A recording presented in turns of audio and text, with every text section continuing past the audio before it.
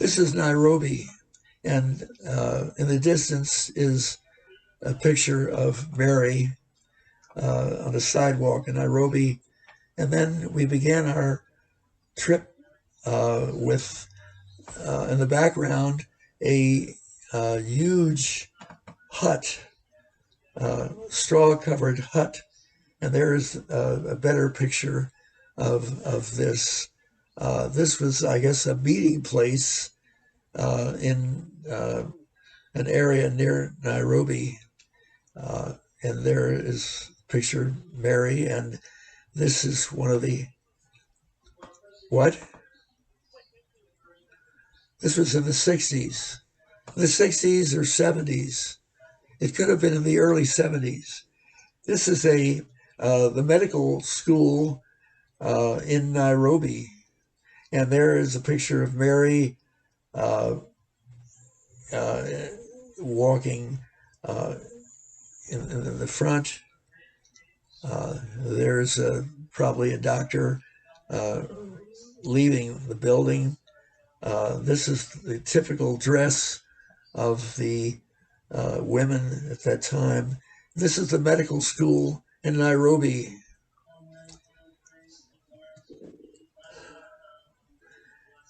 Here we're crossing the equator, uh, and this was the actual equator in the uh, early 70s, probably about 1975.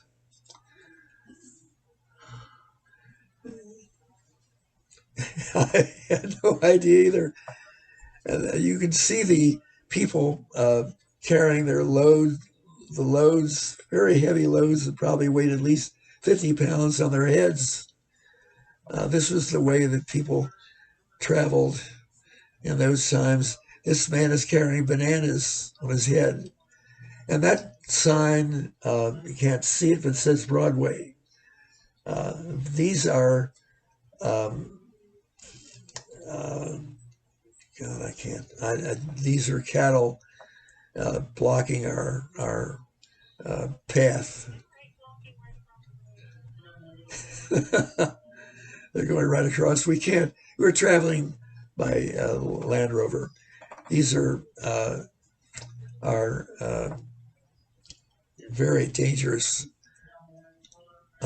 Cape buffalo. The Cape buffalo are one of the most dangerous animals in Africa. If they could trample you to death, uh, they're vicious.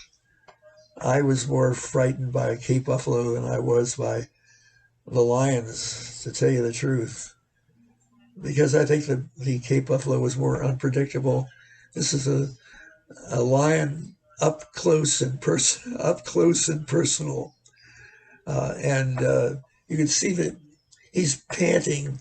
He's panting because of the heat.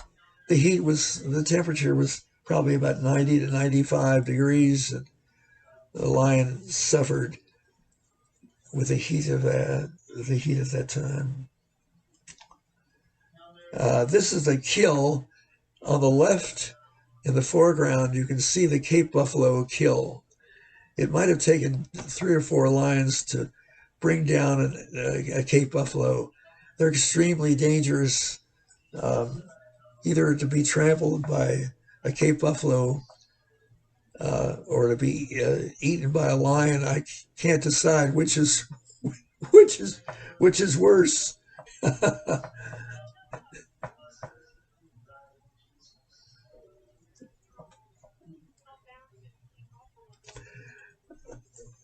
I think I don't know. I would guess that a lion or an elephants we know can travel up to 20 miles an hour. I think a lion could probably travel twice or 3 times that that level. Uh, these are vultures at a kill. The lions after they made a kill, they would stay there for 1 or 2 days the until their kill was eaten entirely down to the bone. You can get an idea of the heat by the way these animals are panting. So this was a big meal for a pride of perhaps 6 or 7 or 8 lions, and the lions would stay at the kill until it was all eaten, and to make sure that none of their competitors were nearby. It's kind of sickening to watch these lions eating. They found it delicious. It was really a job for lions to uh, to ingest their kill. It was always very, very hot there. The temperatures probably were 90 to 95, and yeah,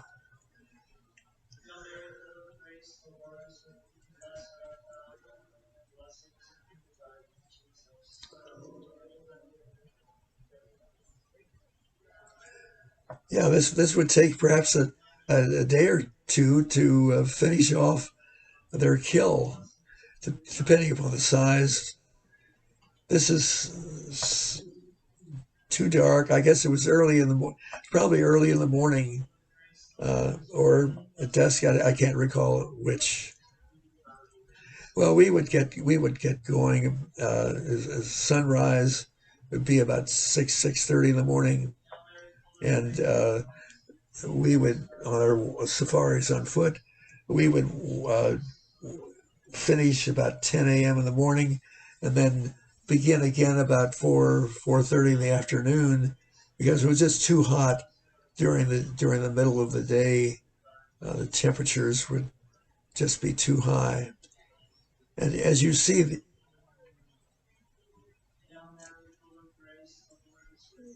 yeah, sure. Uh, the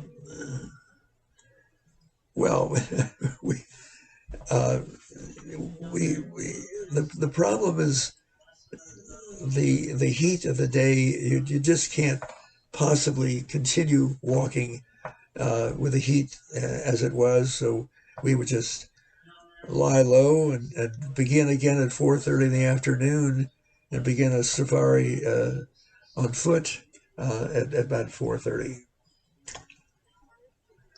No, no, uh, we didn't do any of those. We didn't do any of those things. We were there to see the lions and the all the game, and we didn't do anything of that. No, there's no fencing at all. It's very, very dangerous. You don't go out and go to the bathroom behind a tree at 3 o'clock in the morning. You just lay low. It was just too dangerous. There was just no way we would do this.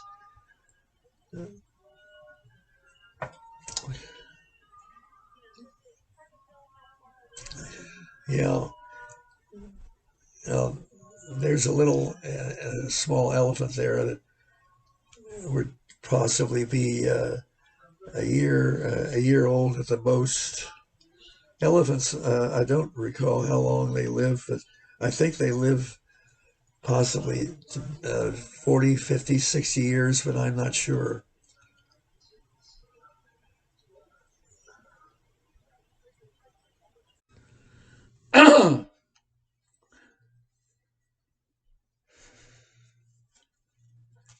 My wife and I have made 8 trips to Africa, beginning in the 60s with our last safari in the mid 70s, before the poaching became progressively more prevalent, and with it, progressive loss of elephants, lions, tigers, and some of the excitement. We made our last trip to Africa in 1975. In addition to Kenya, we went to Rwanda to see the gorillas and record their sounds and to make movies of what we saw. We have had the thrill of going on safaris on foot rather than traveling by Land Rover, just as those who went on safaris decades ago. Norman Carr began one of the original safari companies in Zambia's South Luangwa National Park. There were 5 lodges to choose from in this region called bush camps. We made our last trip in the mid-70s. We waded across rivers with crocodiles and camped in the bush. We were charged by an elephant, with the elephant charge stopped by a warning shot about 50 yards from us. We waded across rivers with crocodiles. I doubt I would have the courage to do these things now. Of all my memories of those adventures, the one which I treasure most was the last, when a charter plane came to pick us up and traveled over a lake filled with flamingos, which took flight, with the sky filled with them, with scarcely room between them.